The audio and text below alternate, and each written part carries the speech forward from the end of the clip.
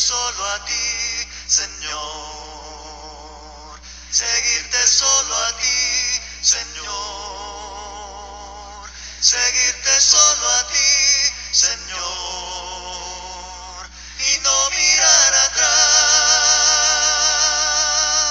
Seguir tu caminar, Señor.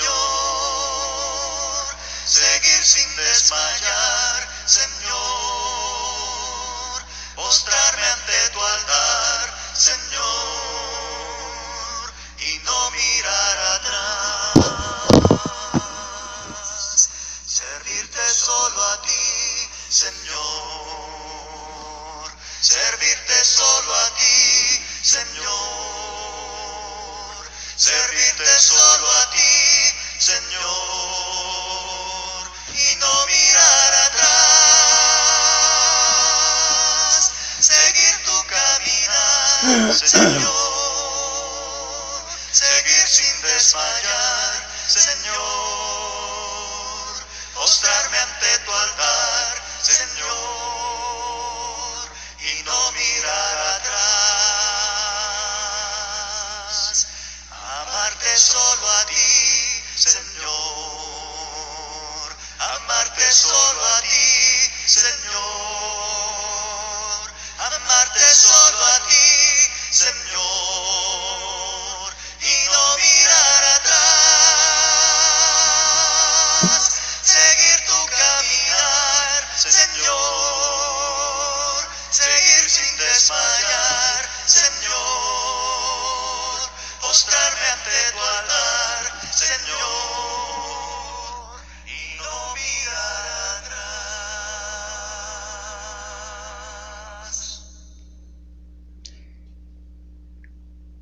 Por la gracia de Dios, en un mensaje más de la serie que hemos titulado Discípulo, estaremos hoy en el capítulo 25 de Mateo.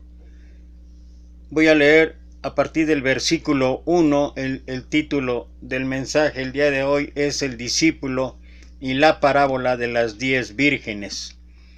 Entonces el reino de los cielos será semejante a 10 vírgenes que tomando sus lámparas salieron a recibir al esposo. 5 de ellas eran prudentes y 5 insensatas. Las insensatas, tomando sus lámparas, no tomaron consigo aceite, mas las prudentes tomaron aceite en sus vasijas, juntamente con sus lámparas. Y tardándose el esposo, cabecearon todas y se durmieron. Y a la medianoche se oyó un clamor: aquí viene el esposo, salid a recibirle.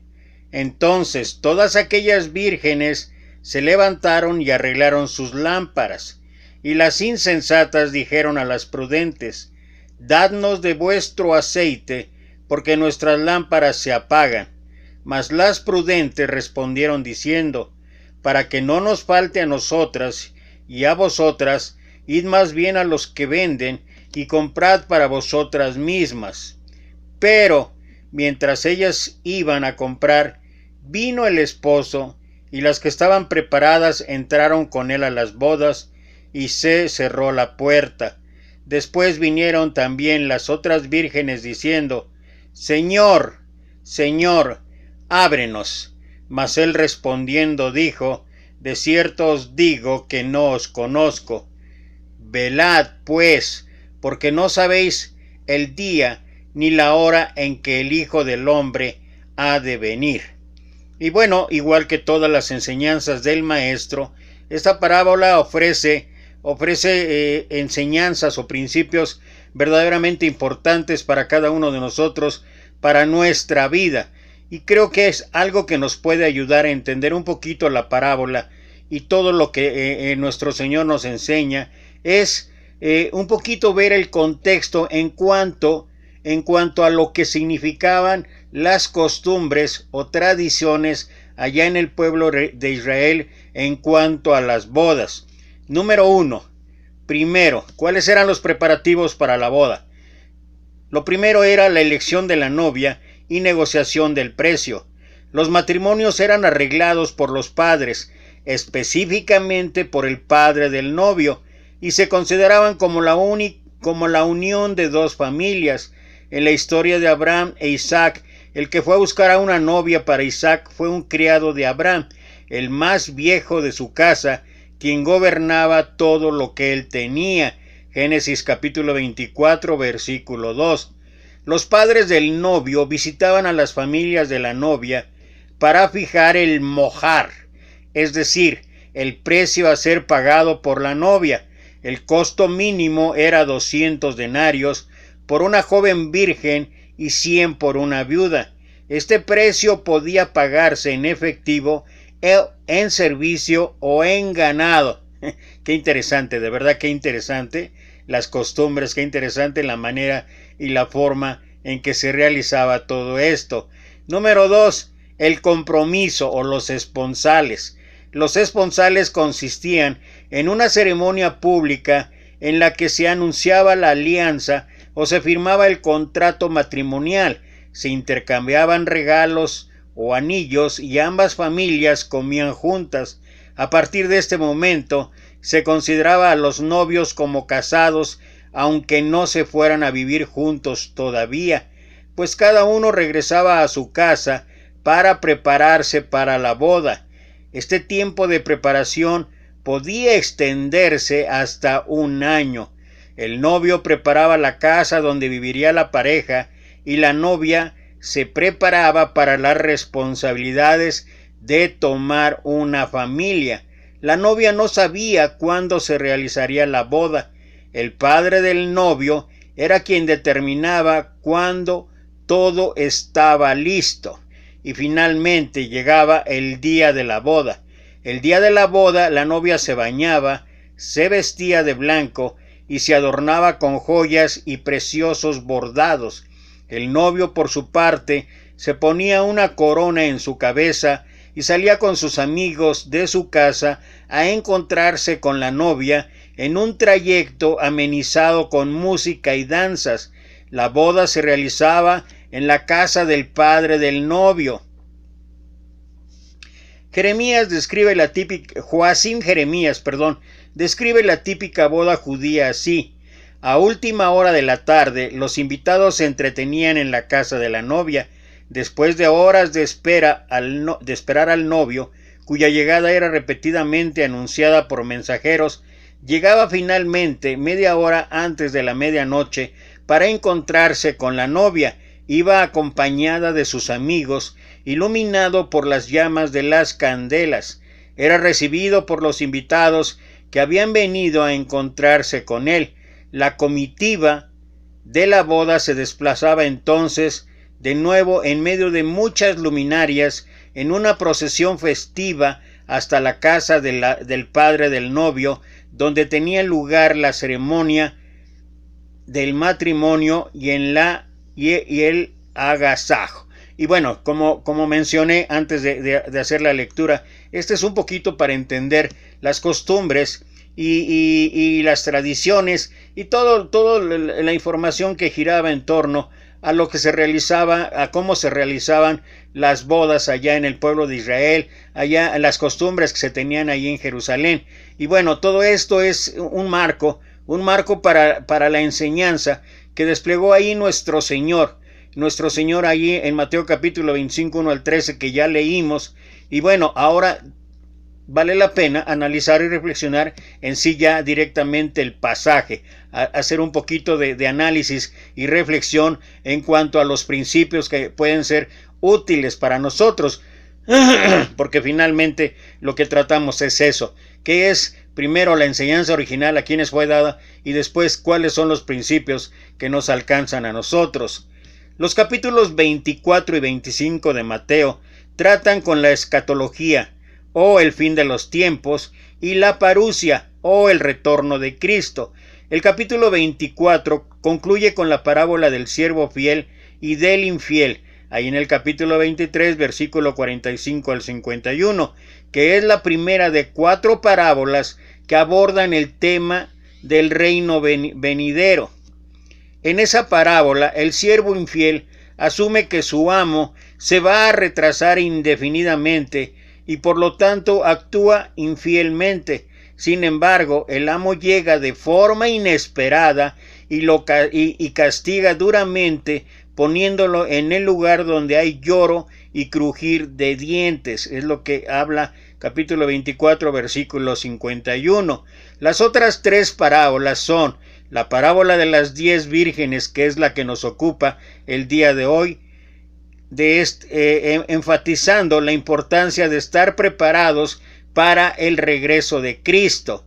La parábola de los talentos, que es la que veremos posteriormente, capítulo 25, 14 al 30, que enfatiza la importancia de que Cristo nos encuentre en su regreso, siendo fieles sobre aquello que nos ha confiado. Y finalmente, algo que me va a encantar, porque de verdad ese pasaje de la Escritura es grandioso, grandioso por el lado que se le vea, por la interpretación que cualquiera le quiera dar, pero de todas maneras, el juicio de las naciones narrado allá en Mateo 25, 31 al 46, que en realidad no es una parábola, que enfatiza la importancia de que Cristo no se encuentre en su regreso habiendo sido generosos a uno de estos mis hermanitos pequeñitos, que es lo que habla entre otras cosas esa parábola. Por cuanto a mí lo hiciste con uno de mis hermanitos más pequeños, a mí me lo hiciste, pero eso va a ser cuestión de otro mensaje. En la primera de las tres parábolas, el amo sorprende a la gente regresando inesperadamente. En la primera y segunda parábolas, el amo se retrasa. En la tercera parábola, el amo regresa después de mucho tiempo. Estas parábolas reflejan el hecho de que la iglesia en Mateo es la última parte del primer siglo. Está lidiando con la demora del retorno en el regreso de Cristo. Ellos esperaban que Jesús regresara ya, y estas parábolas les dicen que hay que estar preparados para el regreso del Maestro, que fue parte de lo que ayer enfatizábamos. Independientemente de las circunstancias, situaciones, de las señales, de todo lo que hable la Escritura en torno al regreso de Cristo, y que realmente la conclusión es de que no sabemos el tiempo, la hora, si nosotros estamos preparados con todo lo que esto conlleva, con todo lo que esto significa, con todo lo que tenga que ver con nuestra relación personal, individual con Dios. Si viene hoy, viene mañana, viene X tiempo de años, si nos toca todavía ver la segunda venida o no nos toca ver porque antes llegamos al final de nuestra vida terrenal, ¿qué importa? Lo importante es que siempre vamos a estar listos. En las cuatro parábolas, el Señor sorprende a la gente con la dureza de su juicio. Así como Jesús comenzó su ministerio con una larga sección de enseñanza, particularmente, y esto ya lo vimos en detalle, allá en el Sermón del Monte, así ahora concluye con una larga sección de enseñanzas el discurso final, su tratado sobre el fin de los tiempos, capítulos 25 en adelante. Jesús comienza el capítulo 26 con una nota ominosa. Sabéis que dentro de 2 días se hace la Pascua y el Hijo del Hombre es entregado para ser crucificado, y luego sigue la historia de su pasión, o lo que ya estaremos incluso viendo, compartiendo en cuanto al final aquí sobre la tierra de nuestro Maestro, de nuestro Señor Jesucristo. Entonces, enfocándonos ya en la parábola de las 10 vírgenes, Jesús describe la preparación para una boda. En ese tiempo y lugar la vida era dura y los placeres pocos. Las mujeres se quedaban en la casa para cuidar a los hijos y las tareas domésticas. Esperaban con gusto su diaria visita al pozo del pueblo, desde donde debían cargar pesadas vasijas llenas de agua, porque en el pozo tenían una oportunidad de reunirse con otras mujeres del pueblo. Y qué casual, qué curioso y qué increíble es que en algunas provincias de nuestro México querido, nuestro México lindo, en algunas ciudades yo he tenido la oportunidad de estar de verdad, y no estoy hablando de capitales de estados donde se aglomera ya una gran cantidad de gente, sino aún en ciudades todavía más pequeñas, en municipios todavía más pequeños, en diversas partes, continúa una tradición muy significativa para la gente originaria u oriunda de aquellos lugares, porque los días domingos generalmente por la tarde, alrededor del parque central o del parque donde está normalmente el Palacio Municipal, la gente suele, sobre todo los jóvenes, suelen dar vueltas alrededor del parque, los varones yendo en una dirección y las mujeres en la otra dirección, de tal manera que hay varias ocasiones en que mutuamente se encuentran. Solamente estoy haciendo reverencia, no digo que sea igual, pero solamente estoy reverencia como algunas costumbres, como algunas tradiciones, como algunas cosas que hemos escuchado, que hemos oído y que particularmente después algunos hemos tenido el privilegio de poder ver, todavía se mantienen. Y algo parecido sucedía allá. Las mujeres esperaban ir al pozo porque era a lo mejor la manera o la oportunidad de reunirse con otras mujeres del pueblo, pero además poder ser vistas por algunos varones.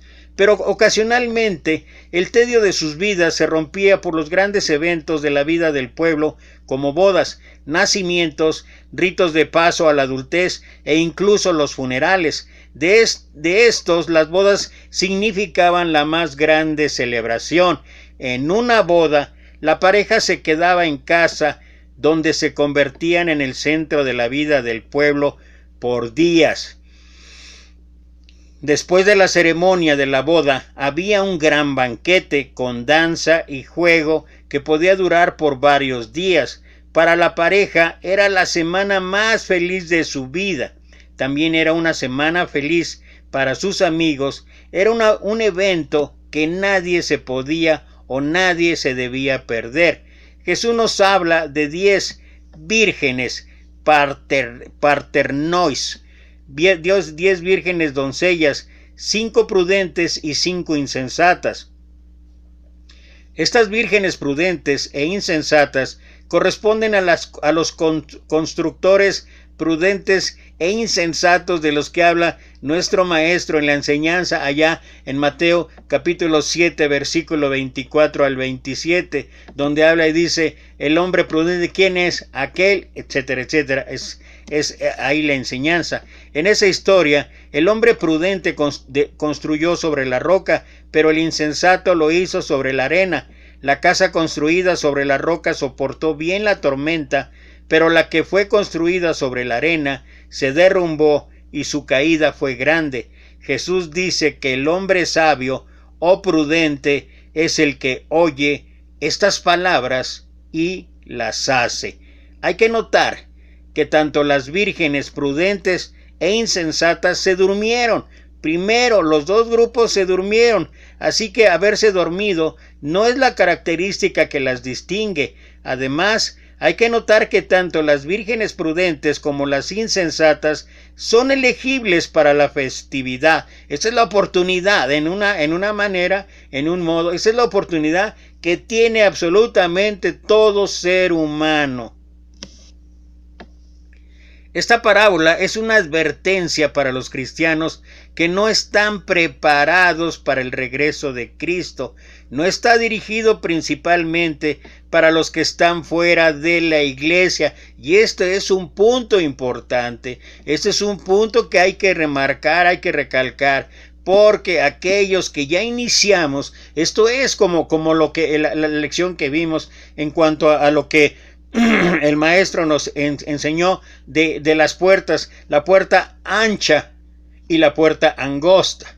Y claro que todos deberíamos tener el deseo de entrar por la puerta angosta. Y ya hemos hablado y dimos una clase en torno a esto en cuanto a la necesidad de poder identificar ambas puertas y entrar por la ancha. Pero lo importante no solamente era escoger la puerta angosta, la puerta pequeña, la puerta chica, sino el permanecer en el camino que conduce esta puerta angosta, esta puerta chica, porque si no, en un descuido ya nos encontramos caminando por la puerta ancha.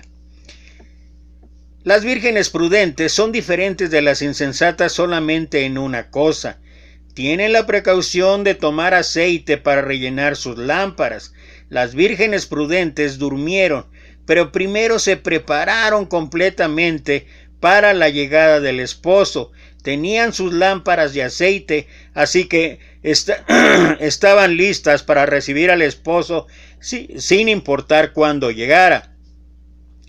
Están listas, y estar listos es el punto de esta parábola.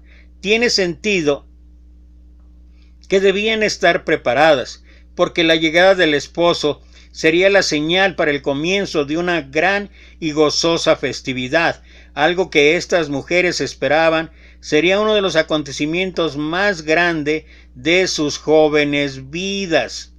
El tema es estar preparados no para esperar lo peor, sino para esperar lo mejor. Y creo que aquí vale la pena considerar lo que Pablo escribe ahí en Romanos capítulo 8 versículo 28, donde habla y dice: los que aman a Dios, todas las cosas les ayudan a bien, esto es, los que conforme a sus propósitos son llamados. O sea, cuando uno ama al Señor, con todo lo que esto significa, cuando uno tiene una relación adecuada con Dios, cuando uno tiene de verdad una prioridad en Dios, cuando su vida está consagrada a Dios en todos sentidos, no hay ningún problema. Se pueden enfrentar circunstancias, situaciones, cualquier evento en nuestra vida con una mentalidad, con una disposición, con una actitud totalmente diferente. Esa es una de las formas, de alguna manera, de ejemplo que nos sirven para afrontar ese paso final que vendrá en algún momento, en algún día. La verdadera sorpresa es que 5 de ellas no han hecho la preparación esencial para esta importante ocasión. En nuestras vidas cotidianas vemos gente que no está preparada, gente buscando empleo que va a una entrevista usando su gorra al revés, estudiantes que se presentan al examen sin haber estudiado, parejas que se casan por la fiebre. Sacudimos la cabeza y nos preguntamos por su falta de preparación, pero luego recordamos nuestros propios momentos de insensatez. El esposo se retrasa. Este es el punto clave de la historia. Tanto las vírgenes sabias como las insensatas están preparadas para la llegada del esposo, pero solamente las vírgenes prudentes están preparadas para el retraso del esposo.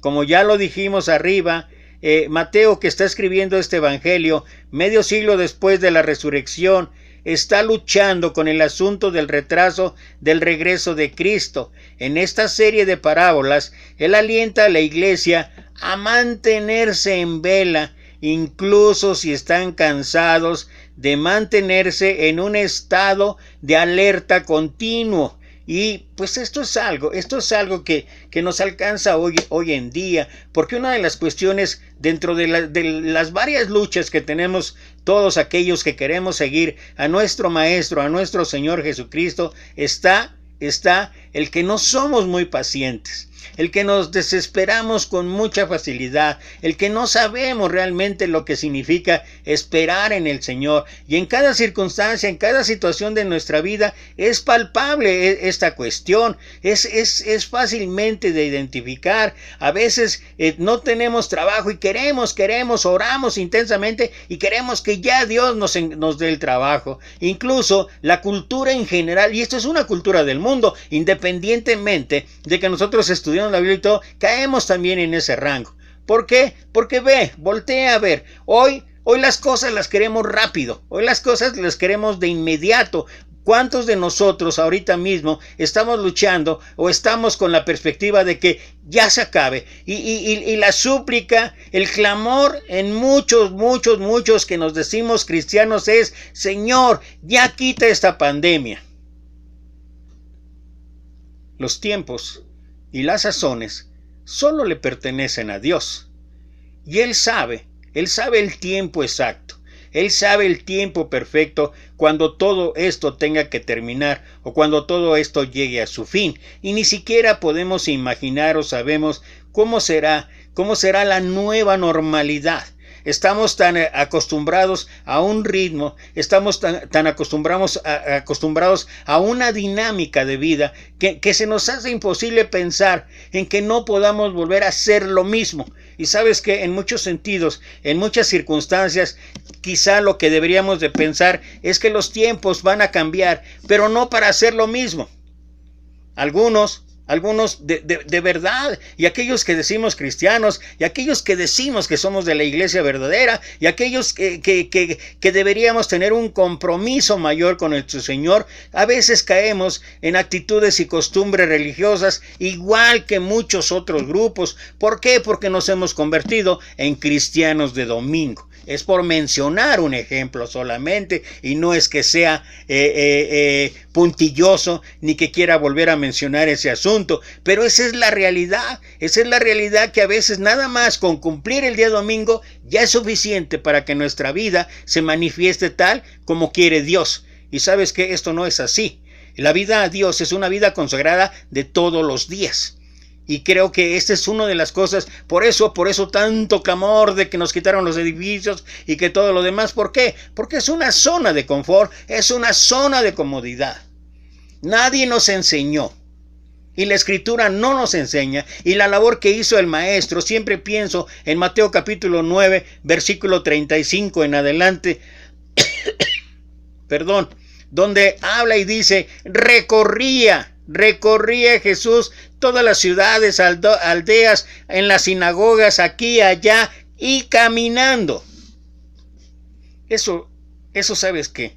Sin entrar en tanta escatología, ni en tanta hermenéutica, ni en tanto conocimiento, eso simple y llanamente significa trabajo. Y el trabajo es diario. Y el trabajo es de todos los días, no solamente del día domingo, no solamente de una o dos ocasiones a la semana, es un trabajo diario. Por eso el énfasis de estar en un estado de alerta continua. ¿Y cómo puede uno estar en un estado de alerta continuo cuando uno está perseverando día a día en nuestra relación personal con Dios? Esta parábola incluye un buen número de elementos alegóricos. La gente, cosas y sucesos que tienen un significado simbólico escondido. Los estudiosos generalmente reconocen que las vírgenes son la iglesia que está esperando por el regreso de Cristo. El esposo es Cristo. La fiesta de bodas es la gran gozosa ocasión en que Cristo viene por su iglesia, el banquete de las bodas del Cordero, como menciona Apocalipsis capítulo 19, versículo 9. El retraso del esposo corresponde al retraso del regreso de Cristo. Y solamente hay que ver 2 de Pedro capítulo 3, versículo 9. Y de verdad que encuentra uno una justificación, o encuentra uno un argumento para saber. Dios sabe. Para nosotros ya quisiéramos. Es por nuestra cultura, es por nuestra necedad, se puede llamar en algunos casos humana, de que ya queremos.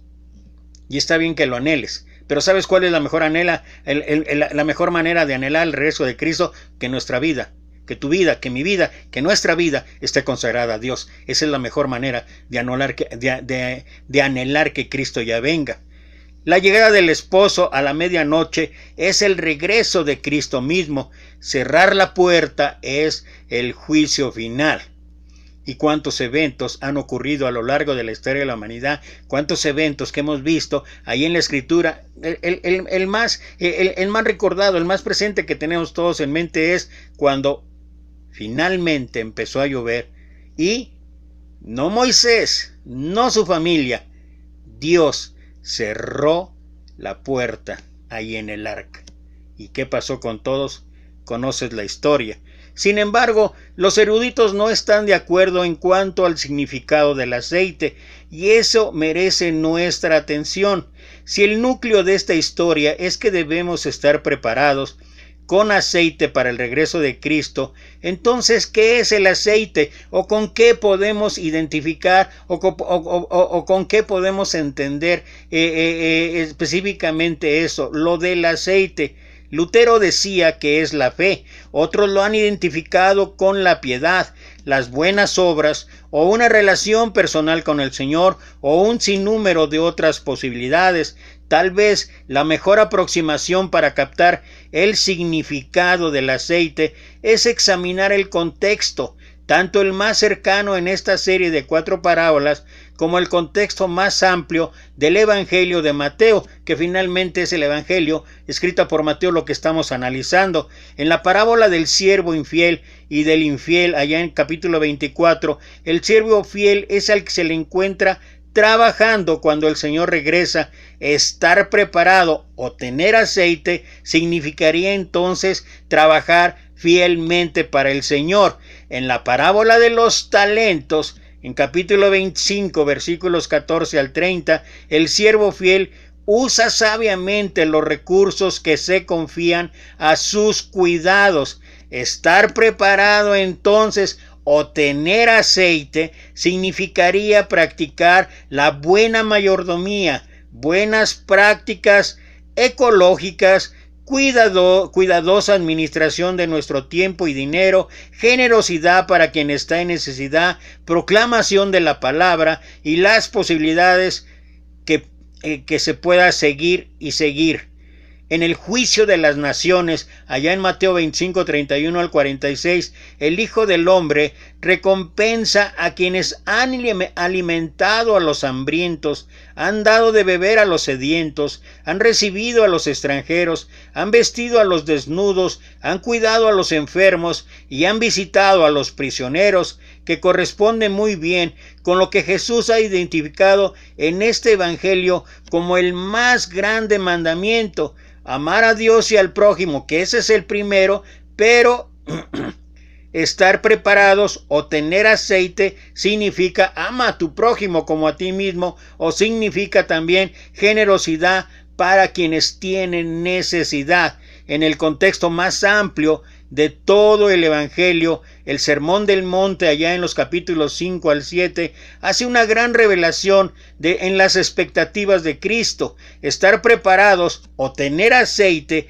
significa obedecer las enseñanzas de nuestro Maestro. Esta parábola habla muy agudamente a quienes enfatizan convertirse en cristianos a través de algún rito de iniciación, experiencia previa, etcétera, etcétera, todo lo que significa la conversión, sin el correspondiente crecimiento en el discipulado. Un buen comienzo no es haber corrido bien la competencia, sino mantenerse en ella. Y bueno, a medianoche oyeron un clamor. El esposo estaba llegando. Las 10 vírgenes, tanto las prudentes como las insensatas, despertaron y arreglaron sus lámparas. Las vírgenes insensatas, sin embargo, se dan cuenta de que no tienen aceite y le piden a las vírgenes prudentes que compartan el suyo, algo que ellas se rehúsan a hacer. Estamos tentados a criticar su egoísmo, pero en su prudencia, las vírgenes sabias se dan cuenta de que no hay suficiente aceite para todas. Si comparten el aceite, se acabará más pronto y el esposo no tendrá luz para su fiesta. Ellas no critican a las vírgenes insensatas por su falta de precaución, sino que en su lugar sugieren una solución: vayan a la tienda y compren más aceite. No estaban careciendo de amabilidad, simplemente estaban enfrentando los hechos. Y creo que aquí vale la pena lo que el apóstol Pablo escribió ahí en la segunda carta a los Corintios, capítulo 5, versículo 10. Por tanto,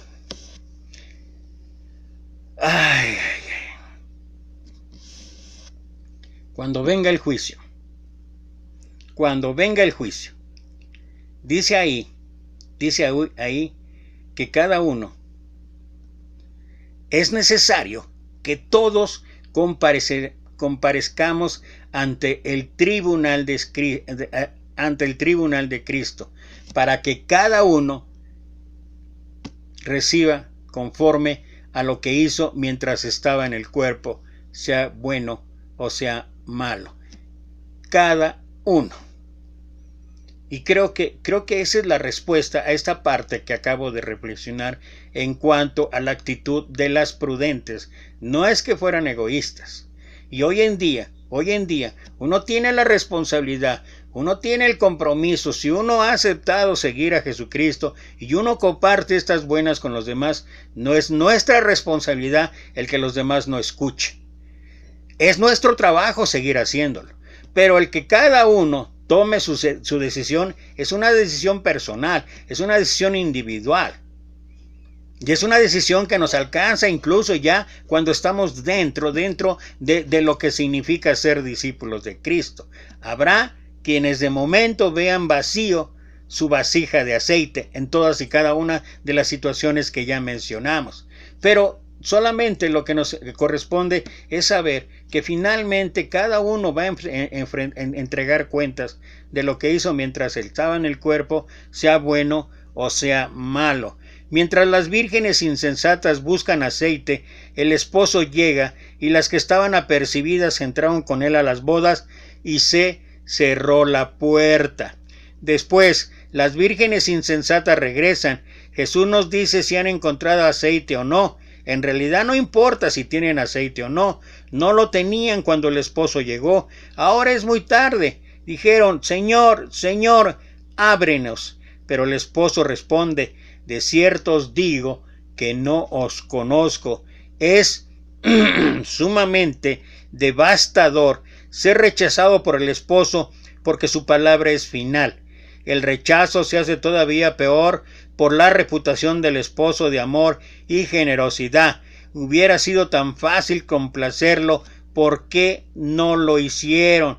Un poco antes, allá en Mateo 7:21, el Señor advirtió, no todo el que me dice Señor, Señor entrará en el reino de los cielos, sino el que hace la voluntad de mi Padre que está en los cielos. Muchos me dirán en aquel día, Señor, Señor, no profetizamos en tu nombre, y en tu nombre lanzamos demonios, y en tu nombre hicimos muchos milagros, y en tu nombre estudiamos, y nos preparamos, y nos capacitamos, y dimos mensajes, y esto y lo otro, y trabajamos. Como he mencionado antes, nunca es suficiente. Nunca es suficiente. Porque a final de cuentas el Señor contestará, nunca os conocí, apartaos de mí, obradores de maldad.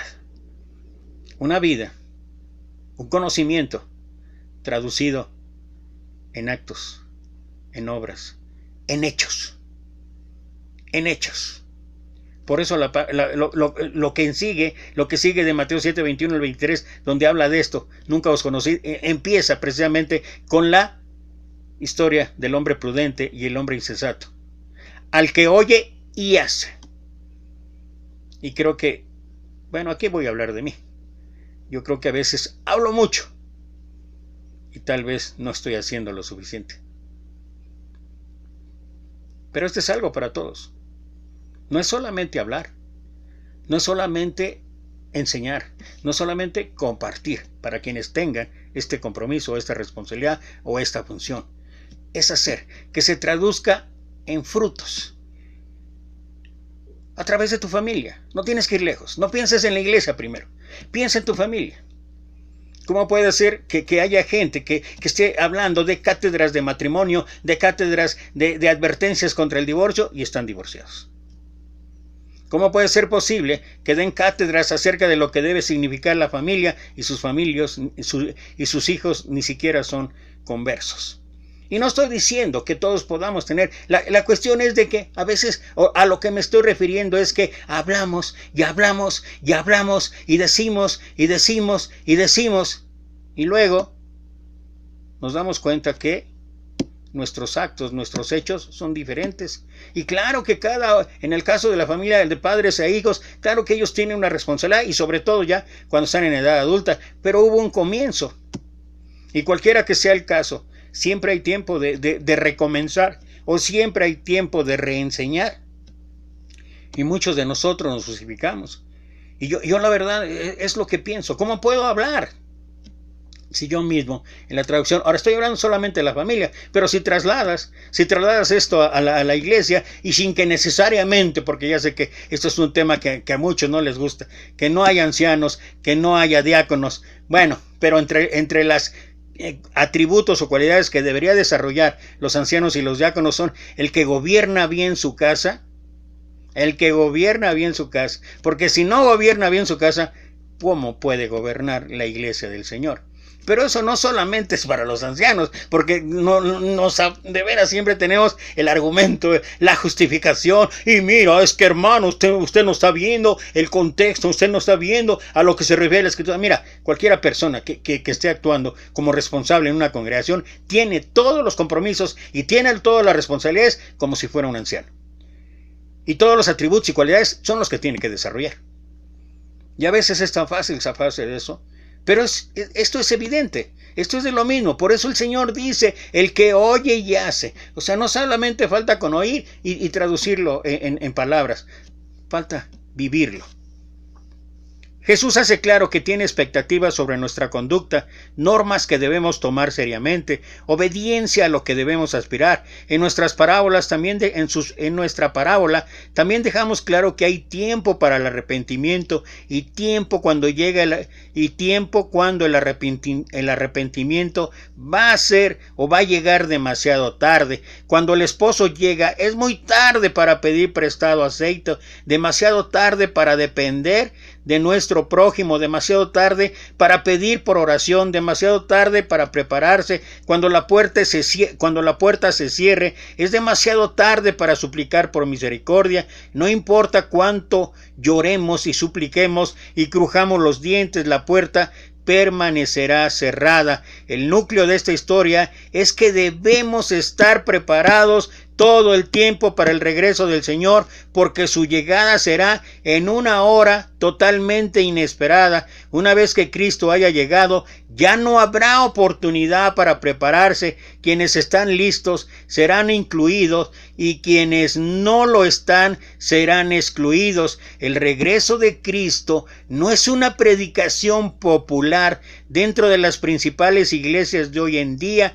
pero debemos abordarlo. Si fallamos en hacer esto, entonces perderemos una dimensión crítica de la teología del Nuevo Testamento y omitimos el evento principal hacia el que la esperanza de la iglesia cristiana primitiva estaba dirigido. Incluso de forma más precisa, debemos sonar la alarma para ayudar a la gente a evitar que se encuentran sin estar preparados. Mientras más se tarde Jesús, más difícil es mantenerse preparados, y el retraso en verdad que ha sido largo, más el que persevere hasta el fin, este es el que verdaderamente será salvo. Así termina el capítulo 24 de Mateo, y vale la pena solamente, ya cerrar, ya me volví a extender demasiado, pero vale la pena solamente reflexionar en esto que escribió el apóstol Pablo allá en el libro, en la carta a los Efesios, en el capítulo 5, y sobre todo pensando, no solamente, es inevitable no hablar de este tiempo de pandemia, este tiempo de verdadera aflicción, de muchas situaciones tan diversas que muchos de nosotros nos hemos encontrado, y la mayor parte y todo el mundo ha tenido que enfrentar esto. Por eso es importante, no solamente para este tiempo, en todos los tiempos, pero en particular para este tiempo tan difícil que estamos viviendo, algo que deberíamos hacer énfasis. Hemos pedido por economía, hemos pedido por salud, hemos pedido porque verdaderamente hay un cambio, una transformación en cada uno de nosotros, y que podamos estar verdaderamente alabando y glorificando a Dios con nuestra vida. Pero una de las formas, una de las situaciones que estaremos planteando en esas últimas enseñanzas ahí en Mateo, antes o previo ya al arresto y la crucifixión después de nuestro Señor, dice Efesios capítulo 5, versículo 15, mirad pues con diligencia cómo andéis, no como necios, sino como sabios, aprovechando bien el tiempo, porque los días son malos. Por tanto, no seáis insensatos, sino entendidos de cuál sea la voluntad del Señor. Y lo voy a leer una vez más y con esto concluyo. A final de tiempo es estar preparados. Lo voy a leer en la traducción lenguaje actual. Capítulo 5 de Efesios, versículo 15. Tengan cuidado de cómo se comportan. Vivan como gente que piensa lo que hace y no como tontos. Aprovechen cada oportunidad que tengan de hacer el bien, porque estamos viviendo tiempos muy malos. No sean tontos, sino traten de averiguar qué es lo que Dios quiere que hagan. Me encanta el lenguaje. Pudiéramos tener una controversia o disertir en que no es la traducción adecuada. Tampoco nadie se puede asegurar que la Reina Valera sea la traducción adecuada. Pero no hay que ser muy docto para entender, y sobre todo el lenguaje. El lenguaje, estoy hablando del país donde yo vivo, México. Si estás escuchando o si oyes de otro país, tal vez las situaciones, costumbres, tradiciones sean diferentes. Pero hablando aquí en México, a veces necesitamos que nos hablen de esta manera. Aprovechen cada oportunidad que tengan de hacer el bien, porque estamos viviendo tiempos muy malos. No sean tontos. Y en verdad, sal a la calle y todavía después de 5 meses, muertes, contagios y todavía gente sin cubrebocas. Todavía gente, y sobre todo todavía gente entre la cristiandad que sigue diciendo, no me va a pasar nada porque el Señor me cubre. No sean tontos, sino traten de averiguar qué es lo que Dios quiere que hagan. Y aprovechen cada oportunidad que tengan de hacer el bien, porque estamos viviendo tiempos muy malos. A final de cuentas, hay que estar preparados. Hay que estar listos. ¿Y cómo se prepara uno? Bueno, Pablo dice que es como una carrera y se abstiene en una carrera, en una competencia. El que es un atleta es un buen ejemplo, es solamente un ejemplo. Pero se abstiene de cosas nocivas. Los que de verdad entrenan, los que entrenan en cualquier disciplina deportiva, se abstienen de una cantidad enorme de cosas. Hacen un enorme sacrificio día a día. Pero ellos concluyen cuando termina la competencia. Queden en primero, segundo, tercer lugar, ellos terminan. Pero nosotros, ¿qué crees? Pero nosotros no se termina. No se termina hasta que se termine. La única situación es que no nos veamos como cuando Noé, ¿cuántos años se pasó advirtiendo? Y toda la gente que está loco, está completamente loco. Nunca había llovido, agua, un barco, está loco. Pero cuando Dios cerró la puerta, entonces tal vez nos encontremos fuera del arca. Por eso, te animo. Vamos a buscar el lado positivo. Vamos a animarnos. Me encantó ese texto en Salmo 19. De verdad, fue algo que compartí hoy por la mañana. Ese texto, que a veces nos cuesta mucho trabajo reconocer nuestros errores. Y yo reconozco muchos errores. He mencionado acerca de mi estado de salud, de mis ojos y de todo, y de todo mi cuerpo y todo. Me puedo aparentemente ver bien. Como le digo a mi esposa, le digo, ay, hasta me veo guapo. Sí, pero por dentro a lo mejor me estoy ya deshaciendo. Pero tengo que aceptar que todo esto es mucha consecuencia de las cosas que en su tiempo no hice de la manera correcta. Pero se vale reintentar. Pero se vale recomenzar. No es que el Señor retarde su promesa como algunos tienen por tardanza, sino que es paciente, no queriendo que nadie perezca, sino que todos procedan al arrepentimiento. Así es que a cada mañana hay la oportunidad de recomenzar, pero ya, es un hecho que ya lo tenemos que hacer. Y eso es con lo que quiero terminar. No sé si te tengas que arrepentir, no lo sé. Yo sí, y tengo que pedir perdón todos los días. Pero ¿sabes qué? Siempre hay la oportunidad de un nuevo día, de una nueva esperanza, para que Dios nos encuentre listos para cuando Él venga. Gracias otra vez por estar aquí, gracias a los que se conectaron. Recuerda, estamos todos los días al filo de las 2:30 de la tarde transmitiendo en Experiencias Cristianas por Facebook. Si es tu disposición, acá te vemos. Todo es por la gracia de Dios y todo es para honra y gloria de Dios. Mientras tanto, te mando 1,000,000 de bendiciones.